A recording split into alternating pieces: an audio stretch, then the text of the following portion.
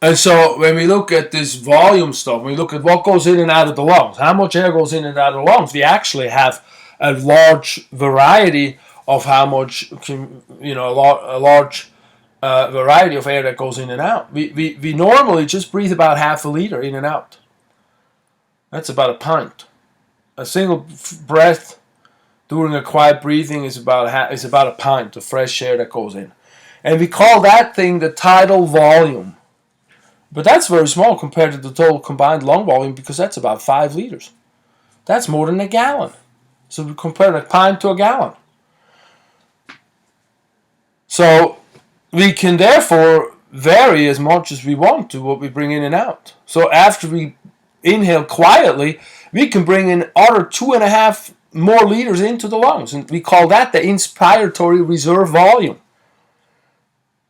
And then when we want to exhale more than what we normally exhale, we call that the expiratory reserve volume. So what's important here is to understand, look at this graph, The little wiggly up and down in the middle, that's the tidal volume. That's in and out when we sit down and don't do anything.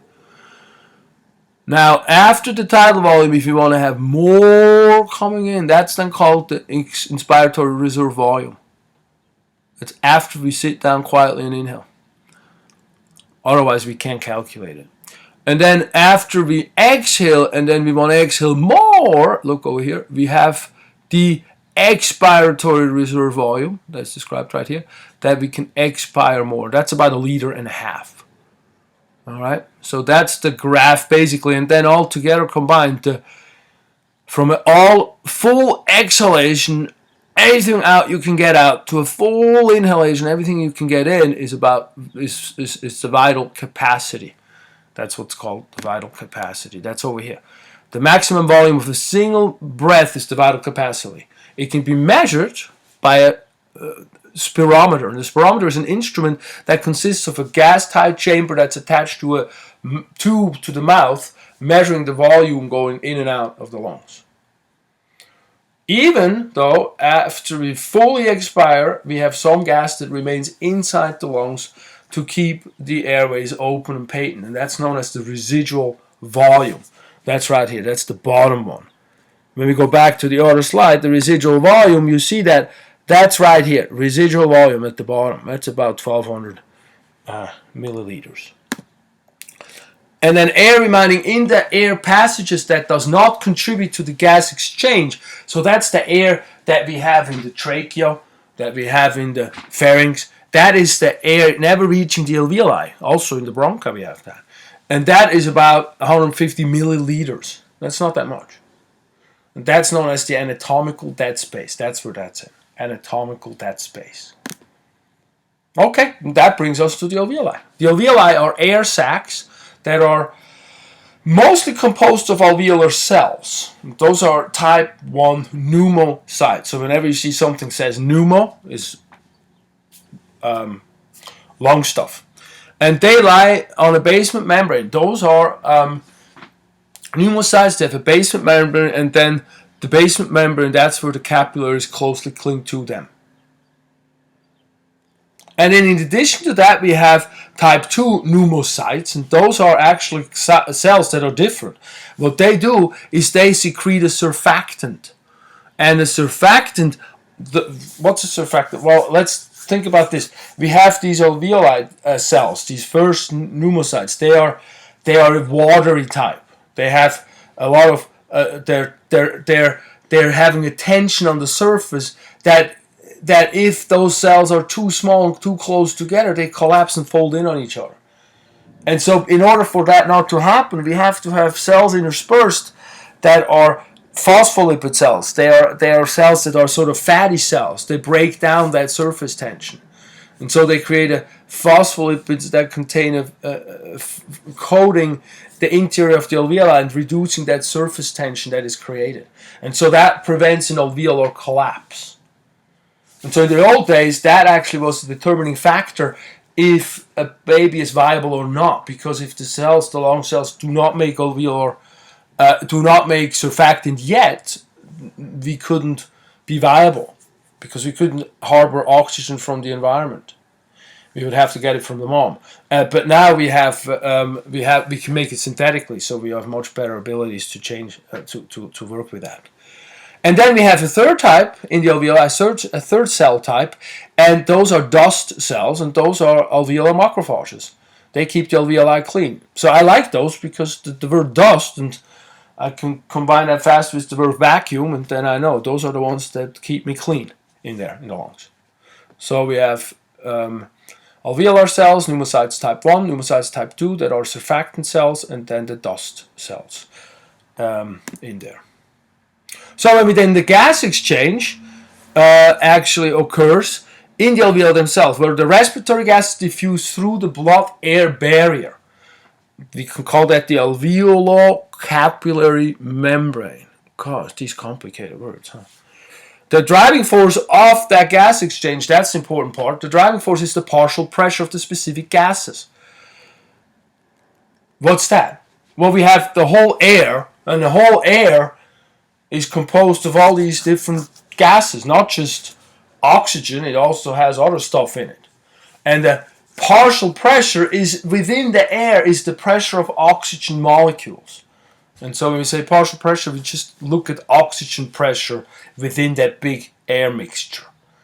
And the partial pressure difference between the outside air, the air in the alveoli, and the air in the blood, or the oxygen partial pressure in the blood, determines the flow of a specific gas going in and out, either going in or going out. So in oxygen's perspective, when the deoxygenated blood comes by the alveoli, there is much more oxygen in the alveoli. Look at this. Oxygen, look at this, 104 millimeters per mercury. That's a lot of pressure. mmHg, that's just figuring out pressure stuff. That's when they take blood pressure. It's the same thing. And then look at the O2 inside the venous blood. That's only 40 millimeters per mercury. So that's much lower. So now this oxygen wants to go right in here. And look at here. On the arterial side, on the oxygenated side of the blood, we have 104. So it balances right out. The oxygen gets right sucked into the blood. So that's great. So actually, that's the hemoglobin. The hemoglobins are like magnets. They suck that oxygen right into it. And then in terms of the carbon dioxide, we go from inside the venous blood 45 millimeters. Here's about 40 inside the air. And then here's about 40. So we don't have that big of a difference with the carbon dioxide in there. But that's what that is all about. So how are we going to have that gas exchange? And then the respiratory gases, so that oxygen travels bound to the hemoglobin. So it's attached to the hemoglobin. The amount of oxygen saturation depends on the partial pressure of oxygen. That's the PO2 in there in the text. The higher that partial pressure is, the more oxygen is carried in the blood. And now we're figuring out of dissociation of that oxygen by the hemoglobin. Because what happens now is we have that magnet that it holds on to that oxygen, and then we got tissue. Now we have to talk about the internal respiration now. Then we got tissue that needs the oxygen. And how easy it is to get that oxygen into the tissue can be very helpful. And so we have dissociation of oxygen by the hemoglobin. And that happens when the partial pressure of oxygen on the hemoglobin is about 50%. And so this is, or more, but this facilitates the delivery of oxygen to the tissue in greatest need of it. So when we get this oxygen to that area, to that tissue, it dissociates.